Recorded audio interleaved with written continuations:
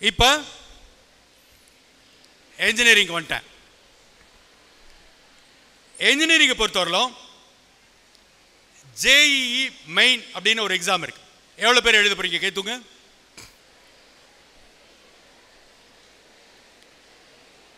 இதில் அப்படியே ரிவர்ஸ் ஆயிடுச்சு.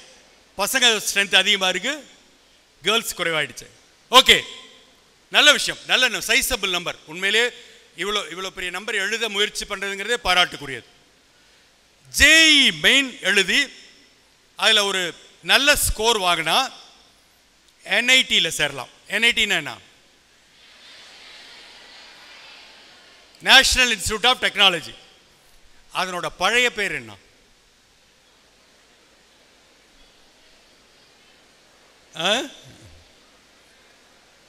ஆர்இசி, ரீஜனல் இன்ஜினியரிங் காலேஜ் இருந்தது. அதுதான் அப்புறம் என்ஐடியாக மாறிச்சு. இன்னைக்கு கண்ட்ரியில் 31 என்ஐடி இருக்கு. நமக்கு வந்து பக்கத்தில் ட்ரிச்சியில் ஒரு என்ஐடி இருக்கு. இங்கே பாண்டிச்சேரியில் வந்து காரைக்காலில் ஒரு என்ஐடி இருக்கு. கண்ட்ரி முழுக்க 31 என்ஐடிஸ் இருக்கு. 31 பாப்புலர். ஸோ இந்த ஜேஇ மெயினில் வந்து நல்ல ஸ்கோர் வாங்கினாக்க என்ஐடி போகலாம். இதற்கு அடுத்த நிலையில் ஐஐடி. ஐஐடின்னு என்ன? Indian institute of technology. இது வந்து கண்ட்ரி முழுக்க ஒரு 23 ஐஐடிஸ் இருக்கு. நமக்கு வந்து சென்னையில் ஒன்று இருக்கு. அந்த ஜேஇ மெயினுக்கு அடுத்த நிலையில் ஜேஇ அட்வான்ஸ்ட் எழுதினோம்னா அதில் நல்ல ஸ்கோர் இருக்கும்போது ஐஐடிக்கான வாய்ப்புகள் உண்டு. ஸோ இந்த ஜேஇ மெயின் எழுதுறவங்கள நிறைய பேர் என்னன்னா அதில் வாங்கின ஸ்கோர்லேயே திருப்தி அடைஞ்சு அப்படியே விட்டுறது, என்ஐடியே போதும் அப்படின்னு. தயவுசெய்து அதில் நல்ல ஸ்கோர் வாங்குறவங்க ஐஐடி அட்டம் பண்ணுங்க. அது ஒன்றும் பெரிய சிரமம்லாம் கிடையாது. சரி, ஜேஇ மெயின் வந்து பார்த்தீங்கன்னா சமீப ஆண்டுகளாக என்டிஏங்கிற நேஷனல் டெஸ்டிங் ஏஜென்சி நடக்குது.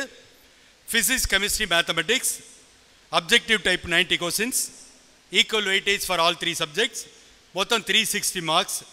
Only computer based test. இப்போ தமிழ்லேயே வந்துருக்கு, இதுக்கு முன்னே தமிழில் கிடையாது. ஜேஇ மெயினை பொறுத்தவரையிலும் சமீப ஆண்டுகளில் நடந்த ஒரு மாற்றம் என்னென்னா வருஷத்துக்கு 2 தடவை எழுதலாம். இதுக்கு முன்னே கிடையாது. இதுக்கு முன்னே ஒரு தடவை தான் எழுத முடியும். சமீப ஆண்டுகளில் 2 தடவை எழுதலாம். 2ல் எது பெஸ்ட் ஸ்கோரோ அதை நம்ம பயன்படுத்திக்கலாம். அதனால் 2ஐயும் அட்டம் பண்ணுங்க. அட்லீஸ்ட் ஃபர்ஸ்ட் டைம் நமக்கு ஒரு ப்ராக்டிஸ் மாதிரி ஆகிடும். செகண்ட் டைம் சக்சீட் ஆகிறதுக்கு அது ஒரு ஆப்பர்ச்சுனிட்டியாக இருக்கும். ஓகே, சரி. அட்வான்ஸில் பொறுத்தவரையிலும் இப்போ 23 ஐஐடி சொன்னேன் இல்லையா? ஒவ்வொரு வருஷமும் ரொட்டேஷனில் ஏதாவது ஒரு 4-5 ஐஐடி சேர்ந்து இந்த அட்வான்ஸில் நடத்துகிறாங்க. ஸோ அதில் அகெயின் பார்த்தீங்கன்னா இது ஆன்லைன் மட்டும்தான். அண்டு இதில் இந்த டாப் 75% +2 இருக்கவங்க மட்டும்தான் எழுத முடியும். எஸ்சி எஸ்டிக்கு வேறு குவாலிஃபிகேஷன்.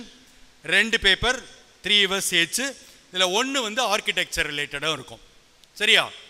ஸோ தயவுசெய்து எனக்கு வந்து இங்கே கை தூக்குன பர்சன்டேஜ் ரொம்ப பிடிச்சிருந்தது. அதை அப்படியே பர்சியூ பண்ணுங்க. பெரிய கம்பச்சு திறமே கிடையாது. ஓகே, இப்போ நம்மளை வந்து ஹையஸ்ட் உள்ள இழுத்துக்கக்கூடியது எதுன்னு பார்த்தீங்கன்னாக்க தமிழ்நாடு இன்ஜினியரிங் அட்மிஷன் தான். தமிழ்நாடு இன்ஜினியரிங் அட்மிஷனுங்கிறது அண்ணா யூனிவர்சிட்டிக்கு கீழே 400+ இன்ஜினியரிங் காலேஜஸ் இருக்குது. 2 lakhs+ சீட்ஸ் இருக்குது. ஒரே ஒரு அப்ளிகேஷன் போட்டால் போதும் என்டையர் தமிழ்நாடுக்கு. இதில் வந்து நமக்கான அட்மிஷன் இருக்கும். நல்ல வேலையாக இதுவரை இதுக்கு என்ட்ரன்ஸ் டெஸ்ட் கிடையாது. உங்களுடைய +2 மார்க்ஸ் எம்பிசின்னு போட்டிருக்கேன் பாருங்கள், அதை மட்டும் அடிப்படையாக வச்சு தான் அட்மிஷன் நடக்கும். இந்த அட்மிஷன் டைமில் கட் ஆஃப்னு பேசிப்பாங்க. உங்கள் அக்கம் பக்கத்தெல்லாம் பார்த்துருப்பீங்க. உங்கள் சீனியர்ஸ்லாம் உன் கட் ஆஃப் என்ன, என் கட் ஆஃப் என்னலாம். அப்படின்னா என்ன, யாராவது ஒருத்தர் சொல்லுங்கள் பார்ப்போம். கலக்கரணி பேர் என்ன? உன் பேர் என்ன? மித்ரா. மித்ராவுக்கு ஒரு ஜோரான கை தட்டு பண்ணுங்க. நல்ல எதுலேயும் சந்தேகம் கூட வைக்கிறது இல்லை. அப்படி எந்திரிச்சா வெட்டோன்னு துண்டுறன்னு ஆன்சரை முடிச்சுட்டு தான் மறுவேலை. இது நம்ம ஆன்சர் தானே, யாரும் மண்டபத்தில் எழுதி கொடுத்ததெல்லாம் கிடையாது இல்லை. All the best. ஓகே, சரி. அப்போ பேசிக்கலி 3 சப்ஜெக்ட்ஸ் இன்ஜினியரிங் பொறுத்தவரைக்கும், மேத்ஸ், ஃபிசிக்ஸ், கெமிஸ்ட்ரி. மேத்ஸ் நீங்கள் எவ்வளோ எழுதுறீங்க? 100. சரியா? மேத்தமெட்டிக்ஸோட 100 வெயிட்டேஜை அப்படியே எடுத்துக்கணும். ஃபிசிக்ஸோட 100 வெயிட்டேஜை 1/2 ஆக்கி 50, கெமிஸ்ட்ரியோட வெயிட்டேஜ் 1/2 ஆக்கி 50. இந்த டோட்டலுக்கு 200 வருது பாருங்க. இதை பேஸ் பண்ணி தான் ரேங்கிங் வரும். 2 லட்சம் பேர் அப்ளை பண்ணுறாங்கன்னா அவுட் ஆஃப் 200 எவ்வளோங்கிறத வச்சு ரேங்கிங் போட்டு யார் ஹையில் இருக்காங்களோ அவங்க கேட்குற காலேஜ் கிடைக்கும். கீழே வர வர கொடுக்குறத வாங்கிக்கணும். ஸோ நம்ம அதில் ஹை ஸ்கோருக்கு எய்ம் பண்ணணும்.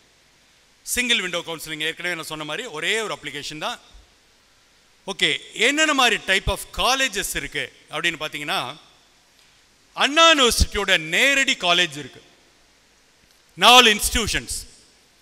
இதை வந்து அண்ணா யூனிவர்சிட்டியோட டிபார்ட்மெண்ட்னு சொல்லுவாங்க. ஒன்று வந்து காலேஜ் ஆஃப் இன்ஜினியரிங் கிண்டி, சிஇஜின்னு சொல்லுவாங்க.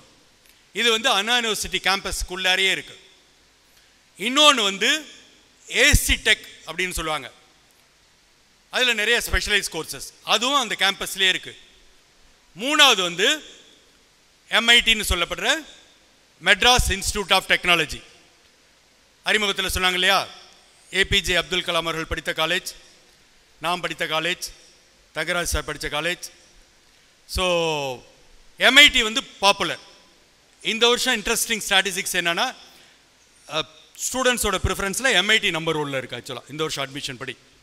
ஸோ 4th இன்ஸ்டிடியூஷன்ஸ் வந்து சாப் architecture, school of architecture planning. இதில் எல்லாத்துலேயும் உள்ளே போகணும்னா 200க்கு 200, 199.5 இந்த ரேஞ்சில் இருக்கணும். சரியா? இதில் நாங்கள் இங்கே எத்தனை பேர் இருக்கோம்? சாப்பில் படித்த இந்த தங்கராஜ் அவர்களோட டாக்டர் இன் லா பிரியங்கா அவர்கள் சாப்பில் அவங்க படித்தவங்க, அவங்க வந்திருக்காங்க.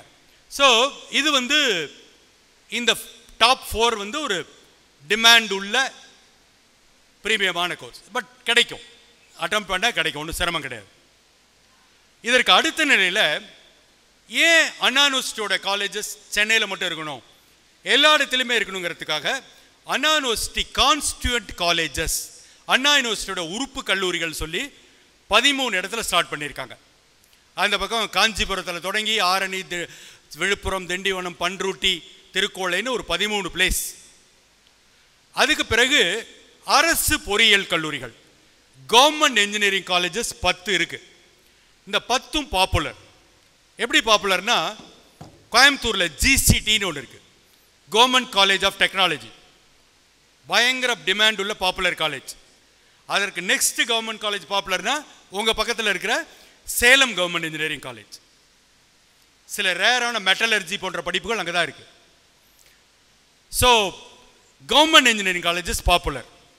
இப்போ ஒரு 10, ஒரு 13, ஒரு 4, 27 இருக்கு இல்லையா? இந்த 27 நம்ம டார்கெட் பண்ணணும். ஏன் டார்கெட் பண்ணணும் தெரியுமா? ஃபீஸ் ரொம்ப ரொம்ப ரொம்ப ரொம்ப குறைவு. அண்ணா யூனிவர்சிட்டியோட நேரடி காலேஜஸுக்கு வருஷத்துக்கு 15,000 ரூபா, கவர்மெண்ட் காலேஜுக்கு வருஷத்துக்கு 7,500 ரூபா. அப்போ ஒழுங்கான மார்க்ஸ் இருந்தால் காஸ்ட்லியாக இல்லாமையே படிக்கலாம். சரியா? ஸோ இந்த 27 நம்ம டார்கெட் பண்ணணும், நல்ல ஸ்கோர் வாங்கி. இதற்கு அடுத்த நிலையில் கவர்மெண்ட் எய்டட்னு சொல்லி 3 காலேஜஸ், அரசு உதவி பெறும் கல்லூரிகள். இது வந்து கவர்மெண்ட் அளவுக்கு குறைச்சலாகவும் ஃபீஸ் இருக்காது, பிரைவேட் அளவுக்கு அதிகமாகவும் இருக்காது, இடைப்பட்டது. எந்த 3னா, கோயம்புத்தூரில் 2 இருக்கு, PSG tech, CIT Coimbatore institute of technology. 3வது வந்து மதுரையில் இருக்கிற தியாகராஜர் காலேஜ் ஆஃப் இன்ஜினியரிங். இது 3ம் கவர்மெண்ட் எய்டட் காலேஜஸ். இன்னொரு 3 சென்ட்ரல் கவர்மெண்ட் காலேஜ் நம்ம ஊரில் இருக்கு. இது சென்ட்ரல் கவர்மெண்ட்டோட காலேஜாக இருந்தால் கூட நம்ம கவுன்சிலிங்கில் தான் அட்மிஷன் நடக்கும். ஒன்று வந்து சிப்பெட், சென்னை கிண்டியில் இருக்கிறது, central institute for plastic engineering and technology. இல்லை, பிளாஸ்டிக் இன்ஜினியரிங்கில் ஒரு பிடெக்கும் மேனுஃபேக்சரிங் இன்ஜினியரிங்கில் ஒரு பிடெக்கு, 2 பிடெக் இருக்குது. அடுத்து வந்து சிக்ரின்னு சொல்லுவாங்க, காரைக்குடியில் இருக்குது, central electro chemical research institute. இது ரொம்ப பாப்புலர். இங்கே எவ்வளோ பேருக்கு கெமிஸ்ட்ரி நல்லா வரும்? கை தூக்குங்க. குட். ஏன்னா ரீசெண்ட் இயர்ஸில் கெமிஸ்ட்ரி நிறையா மார்க்ஸ் வாங்குற ஸ்டூடெண்ட்ஸ் அதிகமாக நான் பார்க்குறேன். ஸோ இங்கே வந்து எலக்ட்ரோ கெமிக்கல் இன்ஜினியரிங்னு ஒரு ஸ்பெஷலைசேஷன் வேறு எங்கேயும் கிடையாது. இதுக்கு அடுத்து இன்னொரு சென்ட்ரல் கவர்மெண்ட் காலேஜ் நம்ம பக்கத்தில் சேலத்தில் IIHT, Indian institute of handloom technology, கைத்தறி, அதுக்கு ஒரு பிடெக். அது இந்தியாவிலே சேலத்தில் தான் இருக்கு. மத்திய அரசோட கல்லூரி.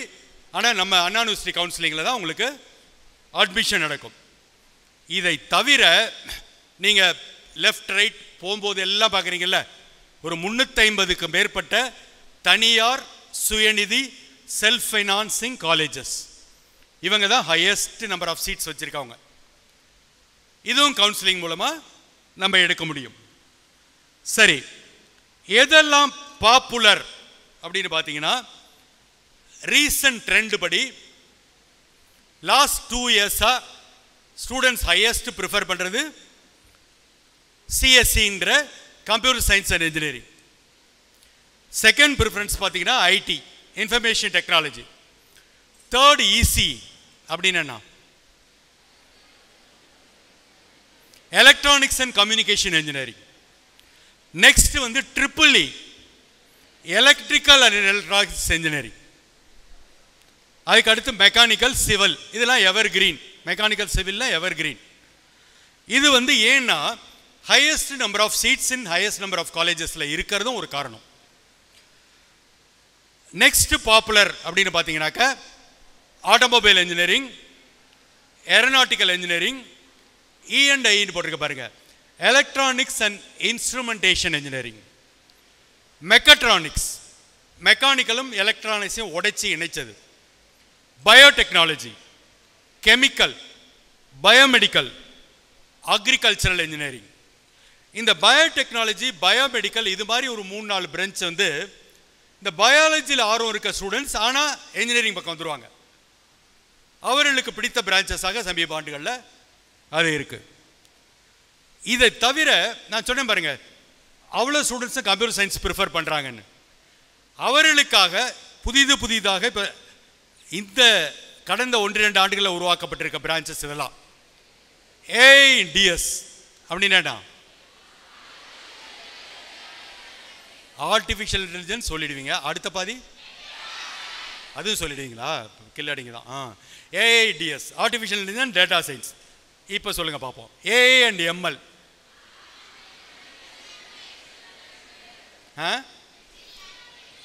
ML மட்டும் சொல்ல போகுது, வேற எது வேண்டாம். Machine learning, AI and ML, machine learning. பிள்ளைங்க ரொம்ப பிரில்லியண்டா இருக்கீங்க. நீங்களே ஒருத்தர கை தட்டிங்க. நல்லா தெரிஞ்சு வச்சிருக்கீங்க. Really appreciate. CSBS கையெல்லாம் தட்டிட்டோம், கொஞ்சம் எப்படியா பார்த்து சொல்லிட்டா நல்லா இருக்கும். CSBS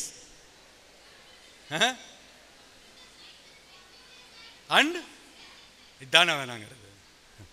கம்ப்யூட்டர் சயின்ஸ் வரை கரெக்ட். ஏன்னா அது CS. பேசிக் சயின்ஸ் அப்படி நாங்கள் ஏன் அங்கே படிக்கணும்? அது நாங்கள் +2லேயே படிச்சிருவோமே. பிஸ்னஸ் சயின்ஸா? பிஸ்னஸையும் சயின்ஸையும் நான் ஏன் சேர்த்து படிக்கணும்? நம்ம லேப்லலாம் ஒன்று இருக்குமே, கம்ப்யூட்டர் லேபில் ஒன்று இருக்குமே. கம்ப்யூட்டர் தான் இருக்கும் அப்படிங்கிறியா? Business system, computer science and business system. சரியா? ஓகே. சைபர் செக்யூரிட்டி, IoT என்ன? Internet of things. Okay. Robotics and automation. இதெல்லாம் வந்து இப்போ ரீசன்ட் இயர்ஸில், லாஸ்ட் 1 or 2 இயர்ஸில் அறிமுகப்படுத்தி நல்ல டிமாண்ட் இருக்கிற நிறைய காலேஜஸில் இருக்கிற இன்ஜினியரிங் பிரான்ச்சஸ். ஓகே. இப்போ ஒரு டவுட் வரும், எல்லாம் ரைட்டு தான், இந்த மேனேஜ்மெண்ட் கோட்டான்னு ஒன்று சொல்கிறாங்களே, எஸ்பெஷலி இந்த ப்ரைவேட் இன்ஜினியரிங் காலேஜஸ்லாம் போய் நிறைய பேர் எந்த கவுன்சிலிங்கும் வேணாம், இப்போயே வந்து சேர்ந்துக்கெல்லாம் கூப்பிட்றாங்களே, வீட்டுக்கெல்லாம் ஃபோன் பண்ணி கூப்பிட்றாங்களே, இது என்ன கதை அப்படின்னு கேட்டிங்கன்னா, இந்த ப்ரைவேட் செல்ஃப் ஃபினான்சிங் காலேஜஸ் இருக்கு இல்லையா, அவங்களோட 65% சீட்ஸை அவங்க கவுன்சிலிங்க்கு கொடுத்துடணும். இதே மைனாரிட்டி இன்ஸ்டிடியூஷன்ஸாக இருந்தால் 50% சீட் கொடுத்தா போதும். பேலன்ஸ் இருக்கிறத அவங்க அட்மிஷன் போட்டுக்கலாம். அது அவங்க பார்த்தீங்கன்னா ரிசல்ட் வர டைம்லேயே உங்கள் மார்க்ஸை வச்சு இது பண்ணிப்பாங்க. என்ன அப்படின்னா, நம்ம ஊரில் சில காலமாக இந்த டிமாண்ட் இருக்கிற பிரான்ச்சஸுக்காக போய் டொனேஷன் கொடுத்து சேர்றாங்க. தயவு செய்து அந்த தவறை செய்யவே செய்யாதீங்க. ஏன்னா அந்த அட்மிஷன் நேரத்தில் பயமுறுத்துவாங்க. எதுக்கும் ஒரு 50,000 கொடுத்து வச்சிருங்கன்னு ஒரு கொக்கி போடுவாங்க. ஏன்னா இன்னைக்கு வந்து கவுன்சிலிங்கில் 2 லட்சம் சீட்டு இருக்கு, 1.25 லட்சம் ஃபில்லப் ஆகி வருஷம் 75,000 சீட்டு காலியாக இருக்கு. அதனால் யாருக்கும் சீட்டு கிடைக்காதெல்லாம் போகாது. தேவையில்லாமல் அதே மேனேஜ்மெண்ட் கோட்டாவில் டொனேஷன் வேண்டாம், கவுன்சிலிங்கில் என்ன ஃபீஸோ நல்ல மார்க்ஸ் வச்சுருங்க இப்போ வந்து சேர்ந்துக்கன்னா சந்தோஷமாக சேருங்க. அதில் போய் இன்னைக்கு என்ஜினியரிங் டொனேஷன் கொடுத்து படிக்கிறதுலாம் ஒர்த்து கிடையாது. அந்த பயமுறுத்தலுக்கு நம்ம போகக்கூடாது. ஓகே, இப்போ அடுத்த கேள்வி வரும். இதுவரைக்கும் நம்ம பேசினது என்ஜினியரிங், அதாவது பிஇ அண்ட் பிடெக். அனானியூஸில் போட்டிருப்பாங்க பிஇ அண்ட் பிடெக்னு போட்டிருப்பாங்க. பிஇக்கும் பிடெக் என்ன வித்தியாசம்?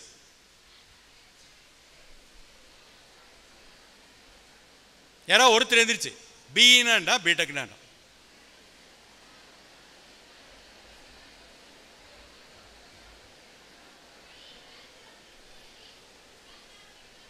ஓகே, நல்ல பதில். Bachelor of engineering, bachelor of technology, அது வரைக்கும் ஓகே.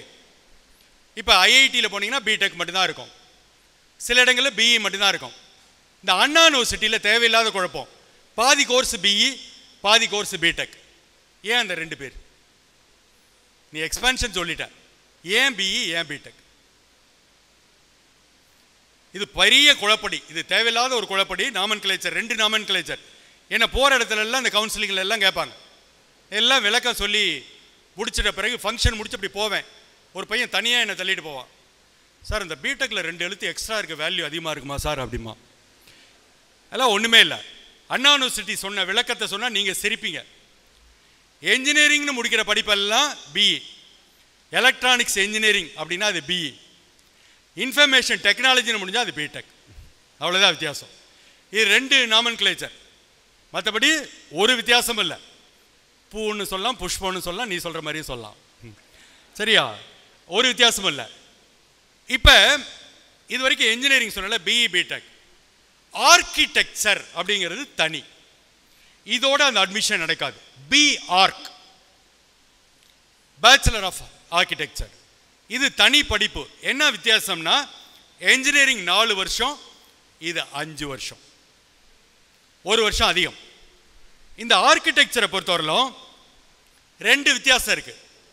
நாங்கள் சொன்னேன் என்ஜினியரிங்க்கு என்ட்ரன்ஸ் டெஸ்ட் இல்லைன்னு, இங்கே நேட்டா அப்படின்னு ஒரு எக்ஸாம் எழுதணும். ஆல் இண்டியா ஆர்கிடெக்சர் கவுன்சில் நடத்துகிற நேட்டா அப்படிங்கிற ஒரு எக்ஸாம் எழுதணும். அங்கே சொன்னேன் உங்களோட ஃபிசிக்ஸ் மேத்ஸ் கெமிஸ்ட்ரி போதுன்னு, இங்கே உங்களுடைய +2 எல்லா மார்க்கும் வேணும், தமிழ் இங்கிலீஷ் உள்பட வேணும். ஸோ இங்கே கவுன்சிலிங் அப்படின்னா அந்த நேட்டா எக்ஸாமுக்கு 200, நீங்கள் +2வில் வாங்குற மொத்தத்தையும் சேர்த்து அதை 200, இந்த 400க்கு கவுன்சிலிங் நடக்கும். சரியா? சரி, அந்த நேட்டாவில் என்ன இருக்கும் அப்படின்னு பார்த்தீங்கன்னா, இது பேப்பர் பேஸ்ட் ஆன்லைன் 2 நடக்குது.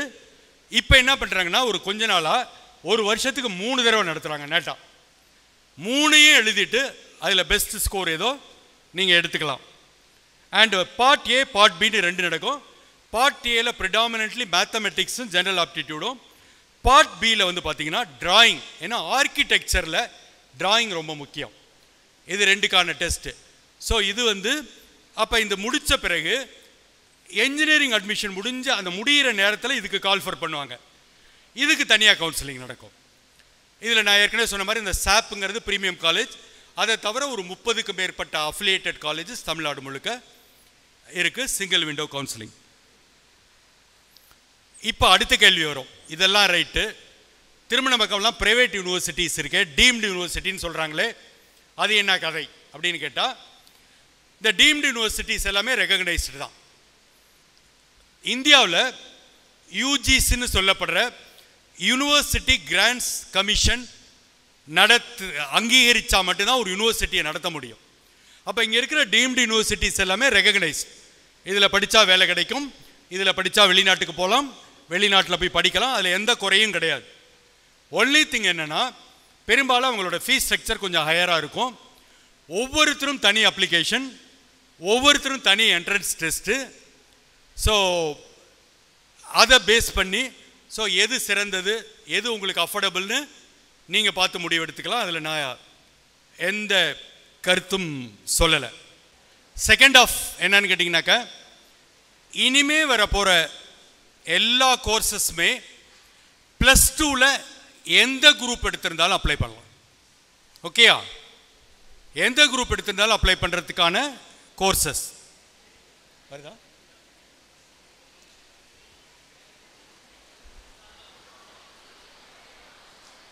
லா ஒரு பாயிண்ட் ஆஃப் டைமில் பார்த்தீங்கன்னாக்கா, யாரெல்லாம் அரசியல்வாதி ஆகணுமோ அவங்க லா காலேஜில் போய் சேர்ந்துருவாங்க. அந்த காலத்தில் பாதி மினிஸ்டர்ஸ் MABL தான் இருப்பாங்க. இடையில் ஒரு தொய்வு. ரீசன்ட் இயர்ஸில் யங்ஸ்டர்ஸ் மத்தியில் லா காலேஜுக்கு ஒரு பெரிய டிமாண்ட் அதிகமாகிருக்கு. இதே லா எப்படி IIT நீங்கள் JEE எழுதுறீங்க பார்த்தீங்களா, JEE மெயின் அட்வான்ஸ் எழுதுறீங்க, ஆல் இண்டியா லெவலில் IIT, அது மாதிரி லாவுக்கு வந்து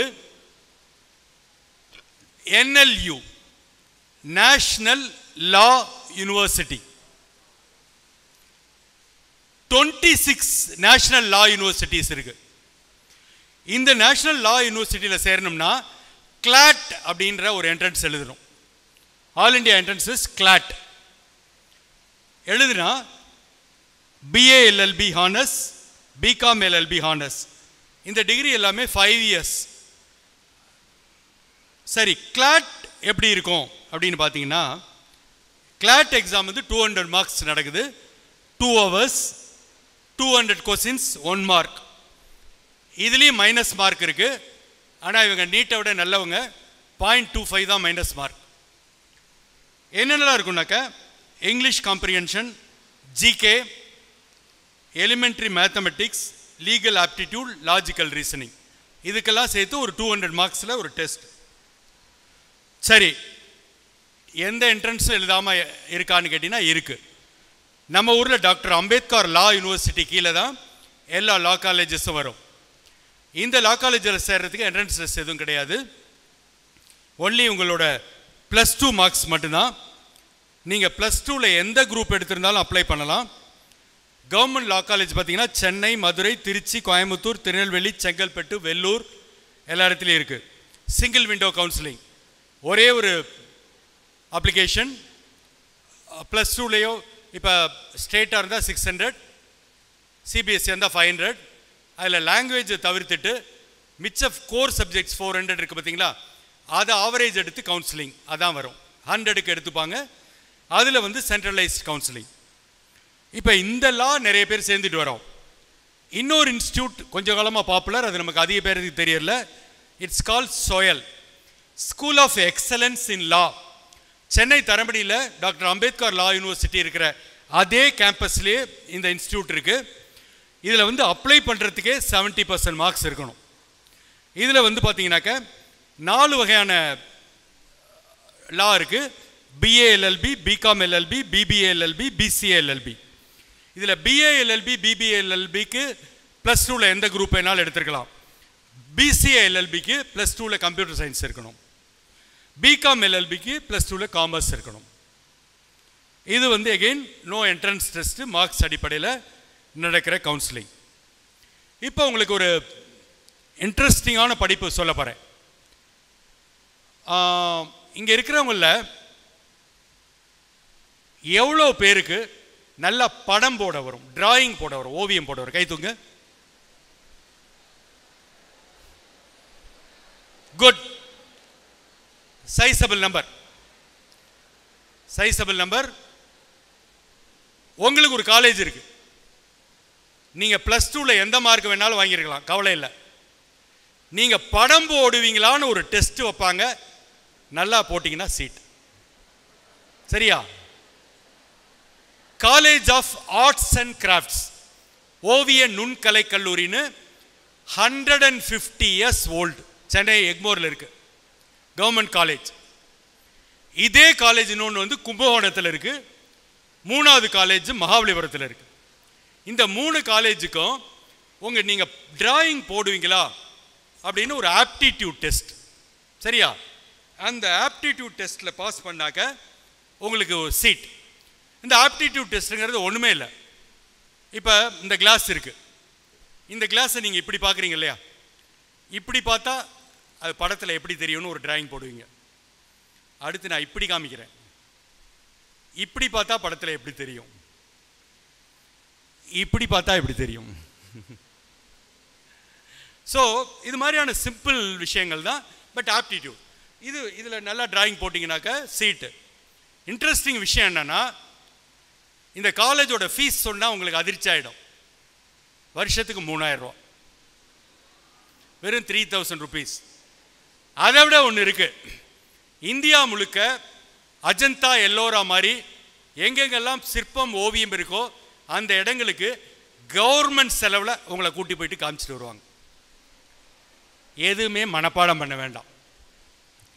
4 வருஷம் BFA, bachelor of fine arts அப்படிங்கிற படிப்பு.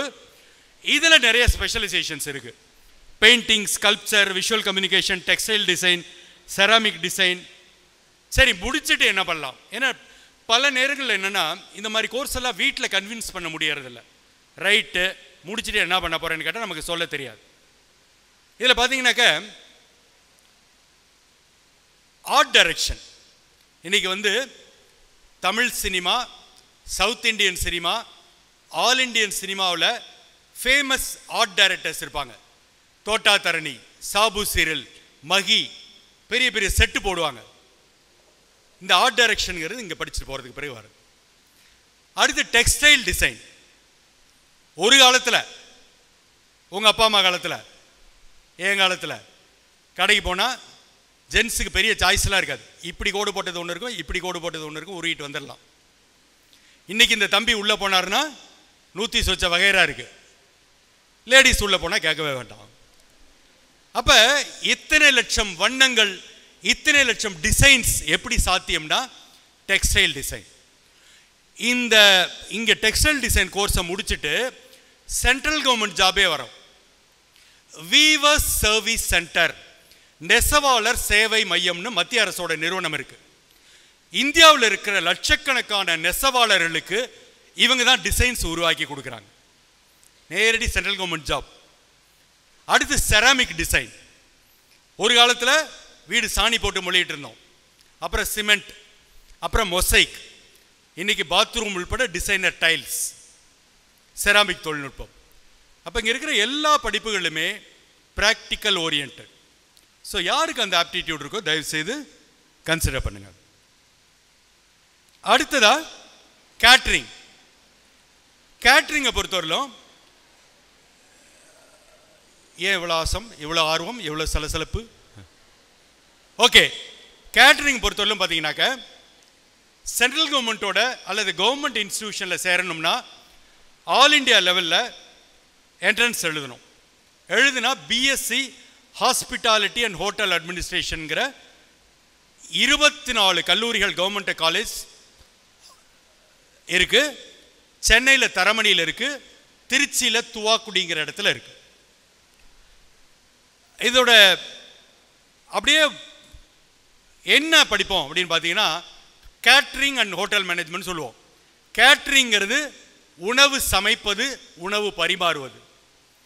ஹோட்டல் மேனேஜ்மெண்ட்ங்கிறது நீங்கள் பார்க்குற ஒரு ஹோட்டலை நிர்வகிக்கிறது. இந்த ரெண்டு சேர்த்து தான் அது வருது.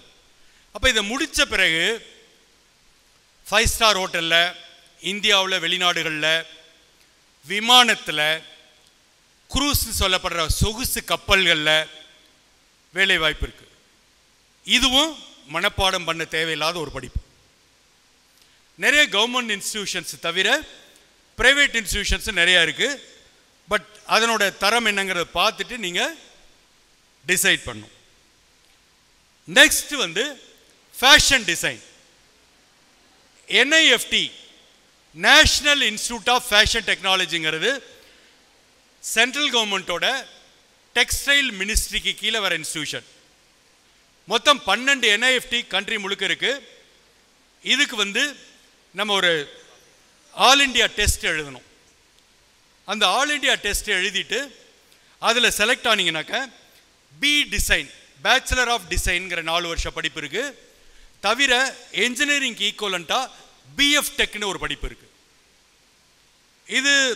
இதுக்கு வந்து ஆல் இண்டியா லெவலில் டெஸ்ட் எழுதணும்.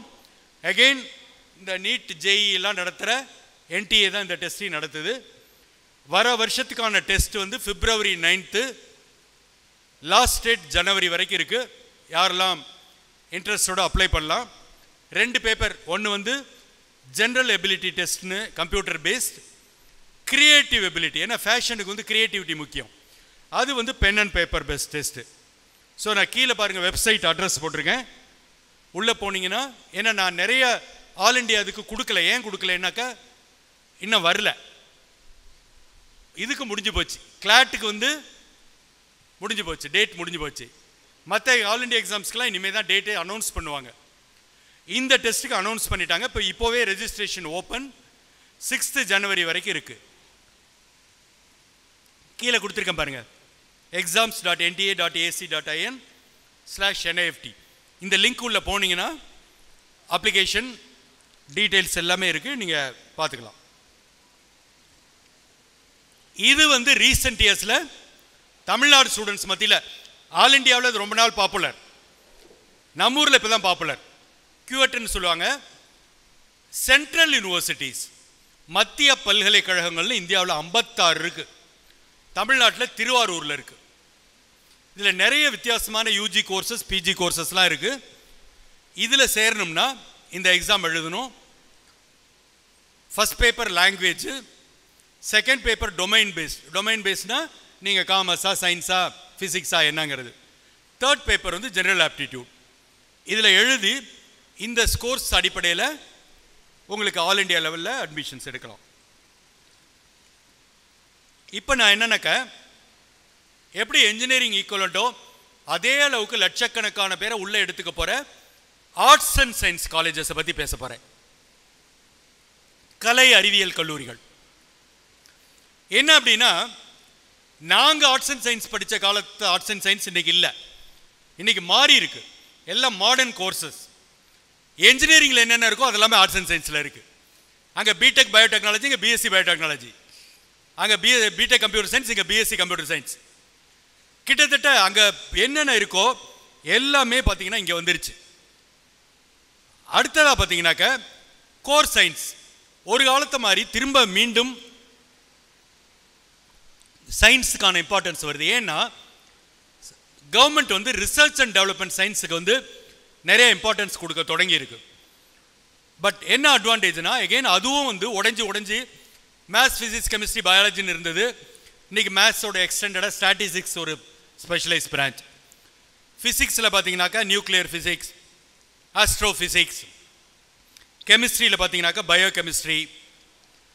பயாலஜியில் பார்த்தீங்கன்னாக்கா மைக்ரோ பயாலஜி. நிறைய காலேஜஸில் பாப்புலராக இருக்கிற ஒரு branch plant biology. Stella Maris மாதிரியான டாப் இன்ஸ்டிடியூஷன்ஸ்லேயே இதெல்லாம் இருக்குது. ஸோ கோர் சயின்ஸும் வந்து அதுக்கு அடுத்த நிலையில் எவர் கிரீன் பார்த்தீங்கன்னாக்க இந்த பிரான்ச்சஸ்லாம். BA economics.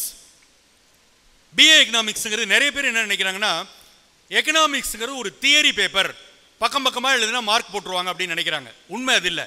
Economics is a quantitative paper. Statistics and curves இருக்கிற ஒரு குவான்டிடேட்டிவ் பேப்பர். மேத்தமெட்டிக்கல் எபிலிட்டி வேணும் எக்கனாமிக்ஸ் படிக்க. எக்கனாமிக்ஸ் படித்தா என்ன ஆகலாம்? ஃபினான்ஸ் மினிஸ்டரே ஆகலாம், அசந்தா பிரைம் மினிஸ்டரே ஆகலாம். அடுத்து ஹிஸ்ட்ரி, பிஏ ஹிஸ்ட்ரி, இது எவர் கிரீன். பிஏ சோஷியாலஜி, நிறைய அந்த சிவில் சர்வீசஸ் எழுதுறவங்களாம் இது அதிகம் ப்ரிஃபர் பண்ணுவாங்க. BA political science. அடுத்ததாக பார்த்தீங்கன்னா பிபிஏ எவர் கிரீன் பிரிஞ்ச். எப்பவுமே பிபிஏ. இந்த பிபிஏ என்ன மாதிரி படிப்புனா, படித்த மாதிரியும் இருக்கணும், ஆனால் படிக்கக்கூடாது. அப்படி ஏதாவது கோர்ஸ் இருக்கா? அதுக்காக நான் அதை குறைவாக சொல்ல. ஒரு ப்ரெஷர் இல்லாத பிரான்ச், லோடு இல்லாத பிரான்ச், கம்ஃபர்டபுளாக படிக்கலாம். பிசிஏ என்னது? அது எப்படி பிஎஸ்சி கம்ப்யூட்டர் சயின்ஸ் இருந்ததோ அதனோட அடுத்த வடிவம் பேச்சுலர் ஆஃப் கம்ப்யூட்டர் அப்ளிகேஷன்ஸ். இது கடைசியாக போட்டிருக்கேன் பாருங்க. இது ரொம்ப ரொம்ப லேட்டஸ்டாக லாஸ்ட் ஃபியூ இயர்ஸில் அறிமுகம். பிஎஸ்டபிள்யூ என்னது?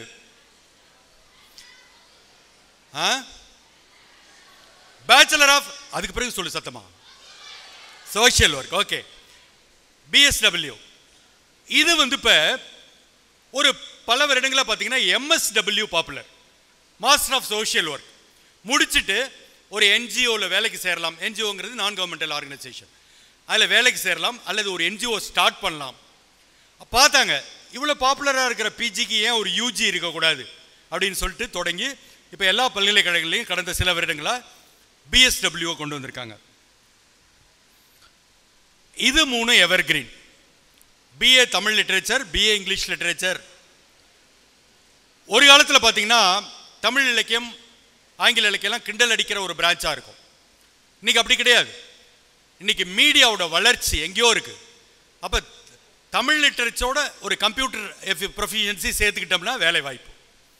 நம்ம இதை மட்டும் படிச்சுக்கிட்டே இருந்தோம்னா பிரயோஜனம் இல்லை. இதோட சேர்த்து கம்ப்யூட்டர் ப்ரொஃபிஷியன்சி இருந்தால் மீடியாவில் வேலை வாய்ப்பு. இங்கிலீஷ் லிட்ரேச்சர், இன்னைக்கு இங்கிலீஷ் லிட்ரேச்சர் என்னெல்லாம் செய்ய முடியும்னு கேட்டிங்கனாக்க கண்டென்ட் ரைட்டருங்கிற ஒரு இன்னைக்கு டிமாண்ட் இருக்கிற ஒரு ஏரியா. இன்டர்நெட் யுகம் வந்துருச்சு.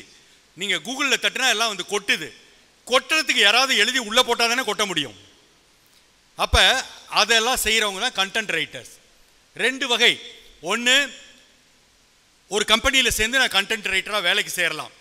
இல்லை வீட்டில் உட்காந்துக்கிட்டு 20 கம்பெனிக்கு நான் கண்டென்ட் ரைட்டராக ஃப்ரீலான்ஸாக வேலை செஞ்சு சம்பாதிக்கலாம். இன்னொரு பேட்டர்ன் ரீசெண்டாக நடக்குது. இந்த பிபிஓன்னு சொல்கிறோம்ல ஐடியில், பிபிஓ கம்பெனிஸில் லாஸ்ட் ஒரு 5-6 வருஷமாக இங்கிலீஷ் லிட்ரேச்சர் நிறைய வேலைக்கு எடுக்கிறாங்க. எனக்கு ஒன்றும் புரியல. ஒரு பிபிஓக்காரர்கிட்ட கேட்டுட்டேன், வழக்கமாக நீங்கள் இன்ஜினியரிங் காலேஜில் போய் கொத்தா எடுப்பீங்க பிபிஓக்கு வேலை, சம்மந்தமே இல்லாமல் இப்போ ஆர்ட்ஸ் காலேஜில் போய் இங்கிலீஷ் லிட்ரேச்சர் எடுக்கிறீங்களே கேட்டோம்னா நல்ல வித்தியாசமான பதில் சொன்னார். இந்த இன்ஜினியரிங் காலேஜ் பசங்களை கூட்டிகிட்டு போயிட்டு அவனுக்கு கம்ப்யூட்டர் தெரியும், இங்கிலீஷ் சொல்லி தர ட்ரை பண்ணோம், கடைசி வரைக்கும் நடக்கலை. அதை விட இங்கிலீஷ் தெரிஞ்ச இங்கிலீஷ் லிட்ரேச்சர் கூட்டு போய் கம்ப்யூட்டர் சொல்லி தரது கொஞ்சம் ஈஸியாக இருந்தது, இப்படி மாற்றிக்கிட்டா அப்படின்னாங்க. ஸோ அந்த மாதிரி ஒரு ஆப்பர்ச்சுனிட்டி பிஏ இங்கிலீஷ் லிட்ரேச்சருக்கு. ஸோ அடுத்து சைக்காலஜி, உளவியல். ஒரு ஃபஸ்ட்டு பார்த்தீங்கன்னா விமென்ஸ் காலேஜஸில் மட்டும் இது நிறையா இருக்கும். இப்போ எல்லா காலேஜஸில் இருக்குது. சைக்காலஜி, உளவியல் துறை. எப்படி ஒரு டாக்டர் போர்டு போட்டு ப்ராக்டிஸ் பண்ணுறாரோ அதே மாதிரி நீங்கள் கிளினிக்கல் சைக்காலஜிஸ்ட் அப்படின்னு போர்டு போட்டு ப்ராக்டிஸ் பண்ண முடியும். என்ன ப்ராக்டிஸ் பண்ணுறது? இன்னைக்கு இருக்கிற குடும்பத்தில் இருக்கிற அத்தனை பஞ்சாயத்துகளும் அங்கே தான் போகும். அப்பா புள்ள, ஹஸ்பண்ட் அண்ட் ஒய்ஃபு, காதலர்கள், எல்லா பஞ்சாயத்தையும் தீக்க வருகிறது கவுன்சிலிங் தான். இன்னும் ஒரு நல்ல உதாரணம் சொல்கிறேன், பாசிட்டிவ் சைடாக ஒரு நல்ல உதாரணம் சொல்கிறேன். நான் வந்து இந்த மாதிரி நிகழ்ச்சி நிறைய பண்ணுறேன். ஒரு 10-15 வருடத்துக்கு முன்பு மெட்ராஸ் யூனிவர்சிட்டி, சென்னை பல்கலைக்கழகத்தோட சைக்காலஜி டிபார்ட்மெண்ட், உளவியல் துறை வந்து ஏங்கிட்ட என்ன அப்ரோச் பண்ணாங்க, சார் நீங்கள் கோஆப்ரேட் பண்ணிங்கன்னா ஒரு வித்தியாசமான ப்ரோக்ராம் பண்ணலாம் சார் அப்படின்னா. சொல்லுங்கள் என்னன்னு. சார் நம்ம ஜெயிச்சவனுக்கு கேக் ஊட்டுறோம், கொண்டாடுறோம், கிரீடம் சொல்கிறோம், ஃபோட்டோ போடுறோம். ஒவ்வொரு வருஷமும் 90% தேர்ச்சின்னா 10%ங்கிறது 1 லட்சம் சார். இந்த பக்கம் 10th 1 லட்சம், அங்கே 1 லட்சம். இதில் ஒருத்தன் ட்ராக்கில் போய் விழுவுறான், ஒருத்தன் கிணத்துல விழுவுறான், ஒருத்தன் தற்கொலை பண்ணிக்கிறான். இவங்களுக்கு யார் சார் கண்டுக்கிறது? நம்ம ஏன் இவங்களுக்கு ஒரு ப்ரோக்ராம் பண்ணக்கூடாது? 10th +2ல் ஃபெயில் ஆனவங்க, நாங்கள் ஃபெயில் ஆன வார்த்தை கூட பயன்படுத்த மாட்டோம், தேர்ச்சி பெறாதவர்களுக்கான நிகழ்ச்சி. இது ஒரு ப்ரோக்ராம். இதே மாதிரி ஒரு ஹால், 1000 பேர், 2 செஷனாக இருக்கும். மார்னிங் வந்து சொசைட்டியில் இருக்கிற பெரிய ஆட்கள் எல்லாரையும் கூப்பிட்டுருவோம். ஒரு மினிஸ்டர் வருவார், ஒரு வைஸ் சான்சலர் வருவார், ஒரு தொழிலதிபர் வருவார்.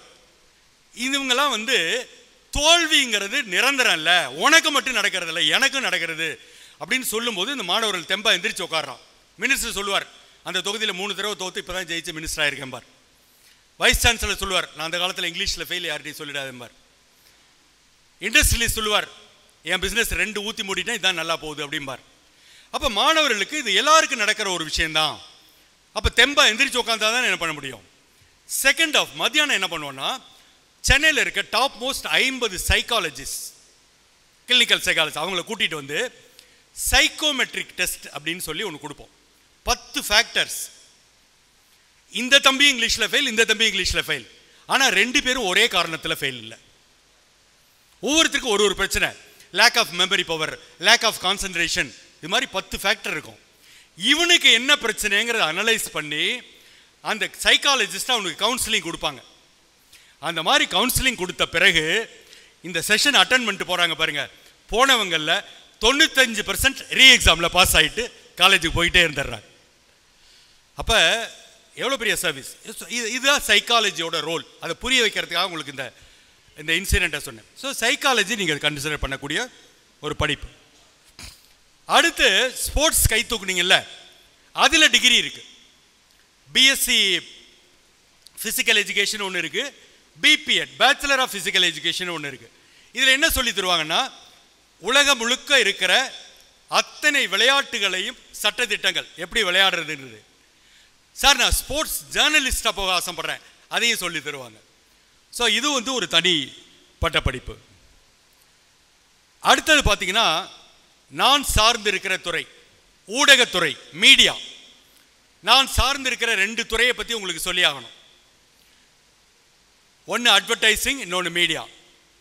மீடியான்னு சொல்லும்போது நீங்கள்லாம் பிறக்கிறதுக்கு ரொம்ப ரொம்ப ரொம்ப முன்னால் 1993 ஏப்ரல் 9 அதான் சன் டிவி தொடங்கின தினம். சன் டிவி தொடங்கும் போது முதல் நாள், முதல் நிகழ்ச்சி, முதல் அறிவிப்பாளராக என்னோட முகத்தோடு தான் சன் டிவி வந்து தொடங்கப்பட்டது. ஸோ இதை எதுக்கு சொல்கிறேன்னா, அன்னைக்கு ஒரே ஒரு டிவி, இன்னைக்கு ரிமோட் எடுத்தால் 250 சேனல். அப்போ இந்த 250 சேனல் வளர்ந்து இருக்கிற அளவுக்கு இந்த துறை சார்ந்து படித்தவர்கள் வந்திருக்காங்களான்னு கேட்டால் இல்லை. பத்திரிகைகள் போய் பார்த்தீங்கன்னா பொட்டி கட்டிட்டு எவ்வளோ தொங்க விட்டுருக்காங்க. ரேடியோ, ஒரு காலத்தில் கவர்மெண்ட் ஆல் இண்டியா ரேடியோ மட்டும் இருக்கும், இன்னைக்கு ஒவ்வொரு சிட்டிலையும் 10 பிரைவேட் எஃப்எம். இது மாதிரி மீடியா வளர்ந்து இருக்கிற அளவுக்கு இந்த துறை சார்ந்து படித்தவர்கள் வந்திருக்காங்களான்னா இல்லை. அடுத்து நான் சார்ந்திருக்கிற இன்னொரு துறை அட்வர்டைசிங், விளம்பரத்துறை. நீங்கள் இப்போ டெலிவிஷன் பார்த்துட்டு இருக்கீங்க, சீரியலுக்கு நடுவில் அட்வர்டைஸ்மெண்ட் வருது. சரியாக சொன்னோம்னா அட்வர்டைஸ்மெண்ட் நடுவில் அப்பப்போ சீரியல் வருது.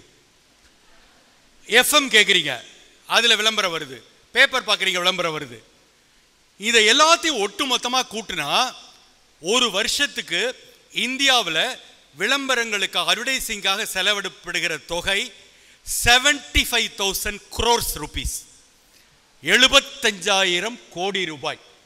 75,000 கோடி ரூபாய்னா எத்தனை லட்சம் பேருக்கு அதில் ஜாப் ஆப்பர்ச்சுனிட்டிஸ் இருக்கும்? நம்ம ஏன் போல? நம்ம சொந்தக்காரனில் எவனும் இல்லை, நம்ம சுற்று வட்டாரத்தில் எவனும் இல்லை, நமக்கு யாரும் சொல்லலை. நான் அதில் பயணிராக 30 வருஷத்துக்கு முன்னே அதில் நுழைஞ்சேன். அப்போ அது ஒரு இண்டஸ்ட்ரி. அப்போ இதெல்லாம் கூட்டி பார்க்கும்போது இதிலெல்லாம் சேரணும்னா நேரடியாக என்னென்ன படிப்பெல்லாம் படிக்கலாம்னா, பிஎஸ்சி விஷுவல் கம்யூனிகேஷன், இன்றைக்கி நம்மளோட நிறைய காலேஜஸில் இது இருக்குது. அடுத்து பிஎஸ்சி எலக்ட்ரானிக் மீடியா, இந்த கோர்ஸ் வந்து அண்ணா யூனிவர்சிட்டி கேம்பஸில் நேரடியாக 5 year இன்டகிரேட்டட், +2லேருந்து எம்எஸ்சி படிக்கலாம். அடுத்து ஜேர்னலிசம், அனிமேஷன் அண்ட் கிராஃபிக்ஸ், அதுக்கு தனி டிகிரி இருக்குது. டிவி ப்ரொடக்ஷனுக்கு தனி டிகிரி இருக்குது.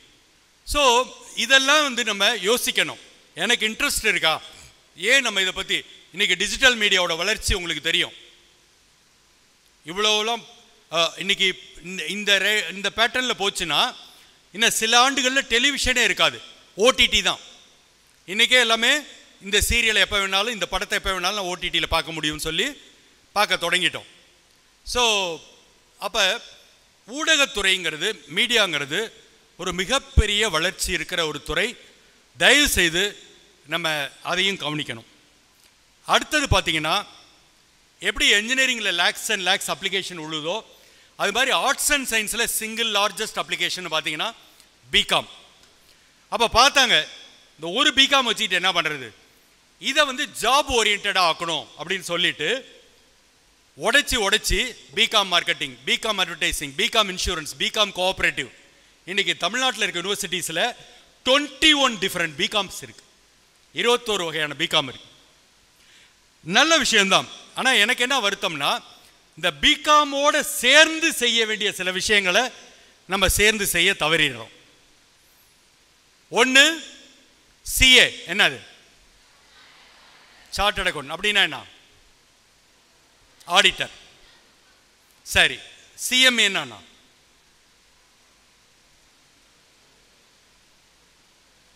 Cost and management accounting, cost accounting சொல்லுவோம். முதல்ல ஐசிடபிள்யூன்னு சொல்லுவோம், இப்போ அது வந்து சிஎம்ஏ. ஏசிஎஸ்ங்கிறது company secretary. இந்த மூணுமே பிரமாதமான வாய்ப்புள்ள துறைகள். இன்ட்ரெஸ்டிங்லி இதுக்கு பிகாம் மட்டும் இல்லை, மற்ற பிரான்ச்சஸும் எழுதலாம். என்ன ஒரு அட்வான்டேஜ்னா, ஒரு காலத்தில் டிகிரி முடித்த பிறகு தான் இதை தொடங்கவே முடியும். இன்னைக்கு இருக்கிற அட்வான்டேஜ் +2 முடித்த உடனே தொடக்க நிலை தேர்வுகளை எழுத ஆரம்பிச்சலாம். 3 வருடம் நீங்கள் சேவ் பண்ணுறீங்க. என்ன ஒரு சிக்கல்னா, இந்த சிஏன்னு தொடங்கின உடனே ஒரு 4 பேர் வந்து ஐயோ அதெல்லாம் பாஸ் பண்ணுறது கஷ்டம் அப்படின்னு கல்லெறிஞ்சிட்டு போயிடுவான். அதை எழுதுனவன் சொல்லியிருந்தா பரவாயில்ல, சம்மந்தம் இல்லாத 4 பேர் சொல்லிட்டு போயிடுவான். நமக்கு எழுதாதேன்னு சொல்கிறதா வசதியாச்சே, சரி சந்தோஷமாக விட்டுருவோம். இல்லை, உண்மை இல்லை. முயற்சி பண்ணால் இதெல்லாம் போகிற போக்கில் பண்ணக்கூடியது. தயவு செய்து அந்த மாதிரியான குரூப்கள் பண்ணுறவங்க கன்சிடர் பண்ணுங்க. அடுத்து ஒரு 1-2 படிப்புகளோட என்னோட பட்டியலை முடிச்சுக்கிட்டு நம்ம நிறைய இன்டராக்ஷன் வச்சுக்கலாம், கேள்வி பதில் வச்சுக்கலாம். ஏன்னா நான் ஒன் சைடடாகவே பேசிட்டு இருக்கக்கூடாது, உங்களுக்கு என்ன வேணுங்கிறதையும் நான் தெரிஞ்சுக்கணும். ஸோ அடுத்ததாக பார்த்தீங்கன்னாக்க பைலட். இதை பொறுத்தவரையிலும் ஒரு தெளிவு வேணும். நிறைய பேர் என்கிட்ட வருவாங்க, சார் நான் ஏரோநாட்டிக்கல் இன்ஜினியரிங் படிக்கணும், ஏன் நான் பைலட் ஆகணும்? ரெண்டுக்கும் சம்மந்தம் இல்லை. பைலட்டுங்கிறது ஒரு படிப்பே இல்லை, ஒரு லைசன்ஸ். டிஜிசிஏன்னு சொல்லப்படுற director general of civil aviation கொடுக்கிற ஒரு லைசன்ஸ். 200 hours ஒரு ஃப்ளைட்டை தனியாக நீங்கள் இயக்கிட்டீங்கன்னா உங்களுக்கு லைசன்ஸ் கிராண்டட். என்ன ப்ரொவைடட்? மேத்ஸ் அண்ட் ஃபிசிக்ஸ் கண்டிப்பாக இருக்கணும். ஒரு டெஸ்ட்டும் வைப்பாங்க. ஒரு தவறான கருத்து இருக்கு, கண்ணாடி போட்டால் பைலட் ஆக முடியாது. அது உண்மை இல்லை. இது வெள்ளையா இருக்கவன் போய் சொல்ல மாட்டாங்கிற மாதிரி. ஒரு பர்மிசபிள் லிமிட்டில் அந்த பவர் இருந்தால் அலவுட். ஸோ இந்த டெஸ்ட்டுக்கு பிறகு என்னெல்லாம் இதில் இருக்குன்னு பார்த்தீங்கன்னாக்க, air regulation, air navigation, meteorology, aircraft engine, radio telephony, இந்த மாதிரி விஷயங்கள்லாம் சொல்லி தரப்படும். ஒரே ஒரு விஷயம், நாங்கள் போட்டிருக்க ஃபீஸ் தான். ஒரு காலத்தில் வெளிநாட்டில் மட்டும்தான் படிக்க முடியும். 50 lakhs. இன்னைக்கு வந்து இந்தியாவிலே வந்துருச்சு, தமிழ்நாட்டிலே ட்ரைனிங் அகாடமிக்கு வந்துருச்சு. வித்தின் கண்ட்ரி 20 to 25 lakhs செலவாகும்.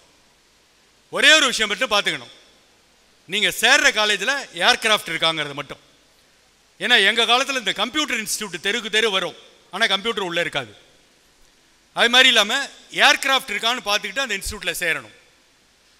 20 இப்போ உங்களுக்கு வந்து இது டிஸ்கரேஜ் பண்ணுற மாதிரி தோணக்கூடாது. இதெல்லாம் நம்ம சக்திக்கே இல்லை. நம்மளாம் என்றைக்கு இவ்வளோ, இன்னைக்கு வந்து இந்த அமௌண்ட்டுக்கு பேங்க் லோன் உண்டு, இந்த 20-25 லட்சத்துக்கு பேங்க் லோன் உண்டு. உங்களால் முடிஞ்சு சேர்ந்தீங்கன்னா சேலரி வந்து பிரமாதமான சேலரி. இப்போ நான் வந்து நிறைய வெளிநாடுகளுக்கு போகிறேன், உள்நாட்டில் எல்லா விமானத்திலையும் ட்ராவல் பண்ணுறேன். ஒரு 40% பார்த்தீங்கன்னா ஃபாரினர் பைலட்டாக இருக்காங்க நான் போகிற ஃப்ளைட்டில். ஏன்? நம்ம ஊரில் ஆள் இல்லை. சமீப ஆண்டுகளில் கேர்ள்ஸ் நிறைய பைலட்டாக இருக்காங்க பார்க்குறேன். இதெல்லாம் மாற்றங்கள், சமீபத்தில் வந்திருக்க மாற்றங்கள். அதனால் உங்களால் ஒரு லோன் வாங்கி படிக்க முடிஞ்சா அந்த லோனை திருப்பி கட்டுற அளவுக்கான சம்பளம் இருக்குதுல, கட்டிட முடியும். அதனால் டிஸ்கரேஜ் ஆக வேண்டாம். நிறைவாக, இது நிறைய கேர்ள்ஸ்க்கு ஆசையாக இருக்கும், நான் ஏர் ஹோஸ்டஸ் ஆகணும். இது ஒரு படிப்பே இல்லை, இது ஒரு சர்டிஃபிகேட் ட்ரைனிங், அவ்வளோதான். நார்மலி இதுக்கு +2 போதுமானது. ஆனால் டிகிரி முடித்தாதான் எடுப்பாங்க. ஏன் தெரியுமா? ஒரு ஃப்ளைட்டில் இருக்கிறவரை ஹேண்டில் பண்ணணும்னா அந்த மெச்சூரிட்டி வேணும்னாக்க ஒரு டிகிரி முடித்தவங்களால தான் முடியும். ஒருத்தர் சிரிச்சவராக இருப்பார், ஒரு சில்லுன்னு உழுவார், எல்லாத்தையும் மேனேஜ் பண்ணணும். ஸோ டிகிரி முடித்தவர்களை எடுப்பாங்க. அப்போ நீங்கள் ஏதாவது ஒரு டிகிரி முடிச்சுட்டு இந்த அகாடமியில் சேர்ந்து பயிற்சி எடுத்துக்கலாம். என்னெல்லாம் சொல்லி தருவாங்க?